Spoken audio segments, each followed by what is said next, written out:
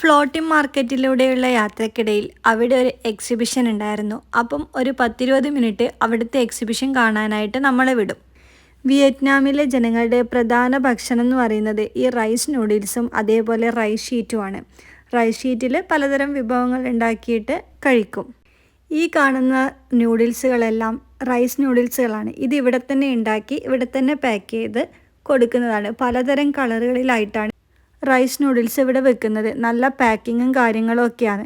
അതേപോലെ പലതരത്തിലുള്ള മുട്ടായികളും ഇവിടെ തന്നെ ഉണ്ടാക്കിയിട്ട് കൊടുക്കുന്നുണ്ട്.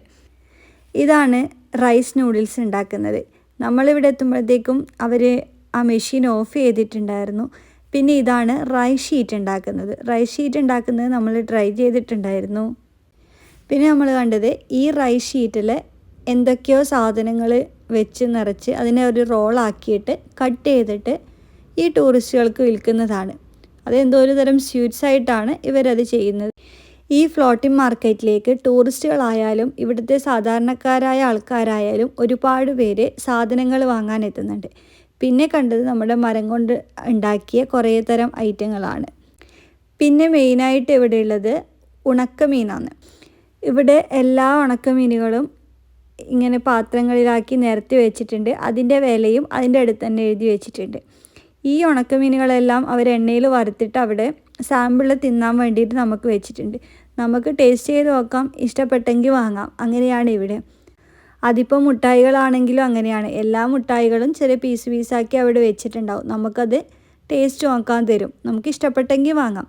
ചില മുട്ടായികൾ നമ്മൾ തിന്നുമ്പോൾ നമ്മുടെ മുഖം കണ്ടിട്ട് അവർ ചിരിക്കും. നമുക്ക് ഇഷ്ടപ്പെട്ടില്ല എന്നുള്ളത് അവർക്ക് മനസ്സിലാവുമല്ലോ. പിന്നെ കണ്ടത് മാങ്ങാത്തര തന്നെയാണെന്ന് തോന്നുന്നു. ചെറിയ സ്ലൈസായിട്ട് ഷീറ്റായിട്ടാണ് ഉള്ളത്. പിന്നെ ഇവിടെ സാദാ മാംഗോ ഡ്രൈഡ് ആയിട്ടും കിട്ടും. അതൊക്കെയാണ് ഇവിടെ കൂടുതലും കിട്ടുന്നത്. പിന്നെ ഇത് മാക്രോണി.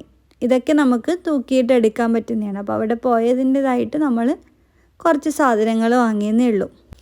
പിന്നെ അത് ബില്ലൊക്കെ ചെയ്ത് നമ്മൾ മെല്ലെ പുറത്തേക്ക് ഇറങ്ങി.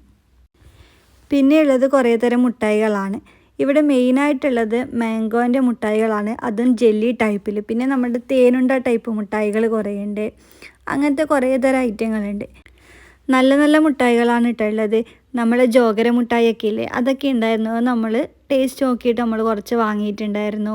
പിന്നെ ഇതൊക്കെ ആ മുട്ടായി ഉണ്ടാക്കുന്ന പ്രോസസ്സാണെന്ന് തോന്നുന്നു.